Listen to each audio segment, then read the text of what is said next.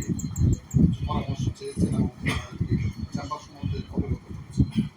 এই জন্য যাবের সহ তার পরিষদকে আমি আন্তরিক ধন্যবাদ জানাই। কিছু হতাশার কথা আসছে, কিছু পূর্ণতার কথা আসছে।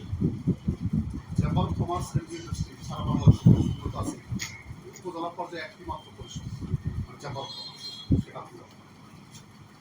এই চেম্বার অফ কমার্স নিয়ে জেলা থাকতে পারে, কারণ ভৈরব এমন একটা জায়গা প্রস্তাবিত 65তম জেলা শহর জেলা হবে, সেটাকে তো বিরোধ করেছেনি যারা কিশোরগঞ্জ। এটা হয়ে যেত, এটার মধ্যে বিরোধ তৈরি করা হচ্ছে, কৌশলগত প্রক্রিয়া করে নানাভাবে এটাকে বাধাগ্রস্ত করে ভৈরব জেলা সারা বাংলাদেশে। আমি মনে করি যে ঢাকার পরে যদি চেম্বার নিয়ে কোনো কিছু হয়, এটা ভৈরবের সবচেয়ে বেশি সবচেয়ে গুরুত্বপূর্ণ। বড় বড় অনুষ্ঠান, কার্যক্রম, পরিষদ সবকিছু মিলে, এবং এই চেম্বারটা তৈরি হয়েছে বড় হাতে, যিনি বাংলাদেশের সাবেক রাষ্ট্রপতি ছিলেন সম্ভবত।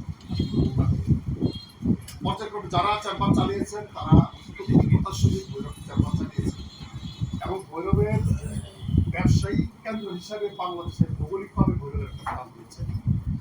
বন্দর নগরী, বাণিজ্য কেন্দ্র হিসাবে ভৈরবকে পিছনে ফেলার কোনো ব্যবস্থা কারণ নেই। একটু হতাশার কথা এসেছে যে কোনো মানে ফাঁক করে কোনোভাবে নাকি কোনোভাবে যাতে ভারত ভাই বলেছে চেম্বার যেন বাতিল না হয়। এটা কল্পনাই করা যায়, বাতিল করা এত সস্তা একটা জিনিস। কারণ একটা চেম্বার তার নিজস্ব গতিতে চলছে এবং আইনগত প্রক্রিয়া চলছে। এখানে খুঁটিনা ডিভিশনে এটাকে বাদ করবে, এটা গৌরববাসী বসে থাকে, কারণ এখানে আমরাও বসে থাকি। কারণ আমাদের কাছে অনেক কলকাকি আছে, আমরা করতে পারবো সারা বাংলাদেশ নানা দেওয়ার মতো ব্যবস্থা রয়েছে। যাই হোক, চেম্বার থাকবে, চেম্বার ছিল, চেম্বার আছে। আমি একটা কথা বলবো, আজকে যে বাবা আমরা বসছি, বিশেষ করে সাংবাদিক এবং চেম্বারের সদস্য, আমি আমার কথাটাকে অন্যভাবে কেউ নেবেন না। অনেক অনুষ্ঠানে আমরা আসি, অনেক অনুষ্ঠানে আমরা যাই, আসি। দেখা গেছে কিছুদিন আগে না, ঠিক 1 বছর ধরে ভৈরবে বাণিজ্য মেলা হয়েছে। এই বাণিজ্য মেলার ব্যাপারে চেম্বারের কারোর সাথে কেউ কোনো কথা বলে, কিন্তু আমাদের কাছে অনেকে আসছে, কিন্তু আমার কোনো অবস্থান নেই। এই কারণে আমরা শুনছি যে চেম্বার এখানে জড়িত আছে বা তাদের সম্মতি দিচ্ছে, কারণ অনেক ব্যবসায়ীরা বাধাগ্রস্ত তাদের ব্যবসা নষ্ট করছে। ভৈরবে যারা বাণিজ্য মেলায় আসছে অধিকাংশ লোক বাহিরে, নোয়াখালী, ঢাকা, বিভিন্ন জায়গা, নারায়ণগঞ্জ, অন্য ভৈরবের দুইটা দোকান ছিল কিনা জানা নেই। তাই জন্য এই বিষয়গুলো মাথায় রাখতে হবে, এটা করা ভৈরব উচিত হবে কি হবে না। কিন্তু চেম্বার অফ কমার্স এন্ড ইন্ডাস্ট্রির ব্যবসায়ী সমিতি, এগুলি আগে ভাবতে হবে। ওই সমিতিতে আমাদেরকে ডাকা হয়, আমরা আরো কিছু দিতে পারি। এখানে বলা হয়েছে যে কিশোরগঞ্জের লোক ভৈরবে এসে সবল মারছে, 1 কোটি টাকা দিয়ে আসে, টার্মিনাল নিয়ে গেছে। বিশাল ভয়ঙ্কর একটা ঘটনা ঘটে গেছে আজকে। এটা কি করে সম্ভব? কোথায় কিশোরগঞ্জ, সে যত বড় লোক, যত বড় মাপের লোক নেতা হোক, সে এসে ছবল মারলো, 1 কোটি টাকাটা এটা ব্যাংকে নিয়ে গেল। যাই হোক, এখানে তোমার যে পরিস্থিতি, যে চিন্তা চেতনা, এটা সাকসেসফুল। কিন্তু একটা প্রশ্ন থাকলো এরকম, 50 লক্ষ টাকা দিয়ে চেষ্টা করছে এটা নামায় আনতে, আবার যদি ঘাপটি বেড়ে এই টার্মিনাল তোমাদের নিয়ন্ত্রণ নাই, স্বাভাবিক একই অবস্থা চলতে 50 লাখ টানছে, আমাদের লভ্যাংশ আরো 50 লাখ বাড়বে। আর এটা আস্তে আস্তে আস্তে আস্তে প্রসার করবে। আর যেটা স্থায়ী আছে, ওই স্থায়ী আলোচনা, স্থায়ী স্বভাবে এটা আমরা যে সিস্টেমটা দিচ্ছি, মানে ওইখানে আমরা টাকা তুলবো না, একবার দিয়ে দিব, মানে আমরা পকেট থেকে টাকা দিব, আমরা আমরা পকেট থেকে টাকা দিয়ে দিব। ঠিক আছে, তাহলে তো এটা করে শতভাগ সুন্দর হয়। এটা শতভাগ সুন্দর যদি এটা তুমি সাকসেসফুল হবে নিঃসন্দেহে, এটার পক্ষে আমরা সবাই আছি, সবাই সম্মতি জানাচ্ছি। যাই হোক, পর্যায়ক্রমে বিগত দিনে বিভিন্ন অনুষ্ঠানে এসেছি। তুমি মোটামুটিভাবে বিশেষ করে ব্যবসায়ী মহলে তুমি একজন সমাদৃত মানুষ।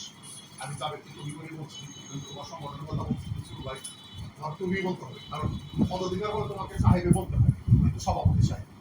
যাই হোক, তুমি তোমার জায়গা থেকে তুমি চেম্বারকে প্রতিষ্ঠিত করবা, ভৈরবের ব্যবসায়ী মহলের যত সুবিধা আছে সুবিধা তুমি বাস্তবায়ন করবা, এবং যখনই দরকার আমাদেরকে ডাকছো, পাইছো, সবাই আসছে বা তার অনেকে আসতো, প্রত্যেকে তোমাকে সহযোগিতা করবে। তবে তোমার মন, তুমি যে ধরনের মানুষ, যেভাবে তুমি বারবার ইলেকশনে পাশ করে রাখো, আজও কিন্তু তোমার খেয়াল সব তুমি একটা আসলে সুন্দর মনের ছেলে, তোমার আচার আচরণ অত্যন্ত সদাবাদী, তোমার মধ্যে তোমার বাড়ি বা অন্য কারো ধাস তোমার মধ্যে। যাই হোক, সব মিলে আগায় যাবা, আমরা তোমার সাথে ছিলাম, আগেও ছিলাম, এখন আছি। হয়তো তোমার আরেকটা কথা আমি বলি, চেম্বারের আমি যখন ছিলাম তখন হয়তো প্রথম বার্ষিক চাঁদা ছিল 500 টাকা, সম্ভব। পরবর্তী দিনে একটু বাড়লো, পরবর্তী দিনে আকাশ চুম্বে জেগে গেল। আমরা তো আসলে এখানে ইলেকশন করতে আসি না। আমার বাড়ির হুমায়ুন কবির সাহেব আমার ভাই, সে সভাপতি হয়, প্রধান আসন ইলেকশন করে। আমরা এইগুলো কল্পনা করি না ইলেকশন করে আমি সাংবাদিক থাকবো, ব্যবসায়ী থাকবো।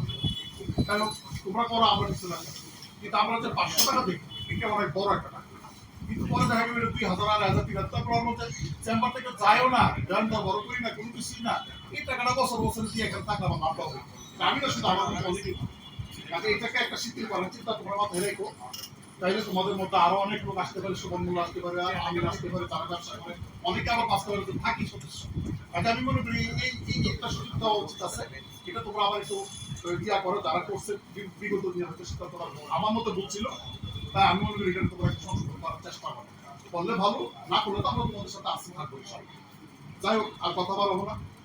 পরবর্তী যে সমস্ত প্রত্যেকটা সিদ্ধান্ত সুন্দরভাবে বাস্তবায়ন কথা। এবং আমি মনে করি যে কিছুদিন আগে আমরা সপ্তাহখানেক আগে আমরা সোহেলের আহ্বানে আমরা প্রেস ক্লাবের সাংবাদিক সবাই বলছিলেন পত্রিকা এবং লেখনির মাধ্যমে আমাদের সাংবাদিকদের মধ্যে আর এখন কোনো বিভাজন নাই। আমাদের মধ্যে কিছু জায়গা সৃষ্টি হয়েছিল, মানে যাক মতবিরোধ, নানাভাবে নিজেদের মধ্যে মান অভিমান সবগুলি আমরা শেষ করে যত সংগঠন আছে, যত সাংবাদিক আছে, ছোট বড় সিনিয়র আমরা একই সুতায় বাধা হয়ে গেছি। আপনাদের চেম্বার বা আপনাদেরকে সহযোগিতা করতে আমাদের উদ্বেগ পাইতে হবে না। আমরা সাংগঠনিকভাবে অত্যন্ত শক্তিশালী এবং যদিও সাংবাদিক 50,000 জন, আমরা মনে করি সমস্ত ধরবেন যে কোনো জায়গাতে শক্তি প্রয়োগ করার মতো ক্ষমতা আছে এবং থাকবে, এটা আপনাদেরকে আশ্বস্ত করবে। কাজে এখন আমাদের মধ্যে বাধা ছিল, আমরা অনেক কথা দেখছি, অনেক কথা লিখে নেই, নিজেদের মধ্যে দ্বন্দ্ব ছিল, আমি আলোচনা করছি, তাকে বিপদগ্রামী করার চেষ্টা করছি, তাকে সব আমরা মিটাই হয়েছি। ভৈরব কিন্তু একটা মোটামুটিভাবে জেলা শহরের মর্যাদা চলে, সেই হিসেবে আমরাও এটাকে ধরে রাখার জন্য আমাদের চেষ্টা, এবং আগামী দিনে জেলা হবে। এই জেলা কোনো নেতৃবৃন্দের দরকার পড়ে না, ভৈরববাসী যথেষ্ট। কারণ বাংলাদেশের দুইটা যে রেলপথ এবং সড়ক পথ, এগুলো আমাদের নিয়ন্ত্রণে আছে।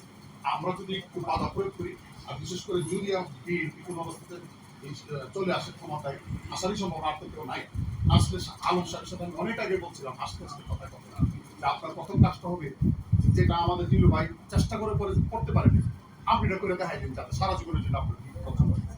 সে আবার বলছিল যে ঠিক আছে ভাই, এটা মনের কথা করে দিচ্ছে, এটা তার মনে আছে। এরাও বলছে, আশা করি এই যারা যদি বিএনপির এমপি তারা হয়ে যায়, বিএনপি আমাদের ভৈরব যদিও আওয়ামী লীগের ঘাঁটি ছিল বা আওয়ামী লীগের একটা বড় ধরনের সংগঠন, বিএনপি কম না, কিন্তু যদি একবার জেলা ঘোষণা করতে পারে, আমার মনে হয় ওই বিএনপির স্থান আর ভৈরবে আর কেউ করতে পারবে না, দেশে যতই পরিবর্তন হবে। তাই এটা আমার বক্তব্য, আমার চিন্তা চাই। এই আশা করি ওই জেলাটা আমরা পাবো। আর জেলা পাইলেই যে মহাবর্ষণ, বিশেষ করে শহরে যে বা এটা আর কোনো কথা থাকবে না, আমরা জেলা শহরের নেতা হয়ে যাবো, আমরা জেলা প্রেস ক্লাবের নেতা হয়ে যাবো, জেলা রিপোর্টার্স ক্লাবের নেতা হয়ে যাবো। আমাদের গ্রেড বাড়ানোর জন্য আমাদের চেষ্টা পূর্বেও ছিল, পরে এটা নানাভাবে স্থবির হয়ে গেছে। হয়তো আমাদের এমপি সাহেবের দূরদর্শিতার কারণে হতে পারে, বা আমাদের অনেক কারণে হতে পারে, কেন আমরা সেটা জানি না। তো আমাদের উদ্বেগ আবেগের কোনো ঘাটতি নাই। আমরা জানা কারণ পিছনে তোমরা যদি শুরু করো, যে বলছে তালডালের 3 করবো ফারুক ভাই, তালডালের 3 না, অনেক বড় করবো আমরা, কল্পনা করা যায়। ইনশাল্লাহ আসি, পিছনে থাকবো। আর এই আশ্বস্ত করলাম করে আজকে আমাদেরকে নিমন্ত্রণ করার জন্য, আমাদের কথা শোনার জন্য, আমাদেরকে বলার জন্য আমরা আন্তরিকভাবে যারা সমাজ এবং যারা বর্তমান পরিচালনা করেছেন সবাইকে ধন্যবাদ জানিয়ে আমার বক্তব্য। আসসালামু আলাইকুম।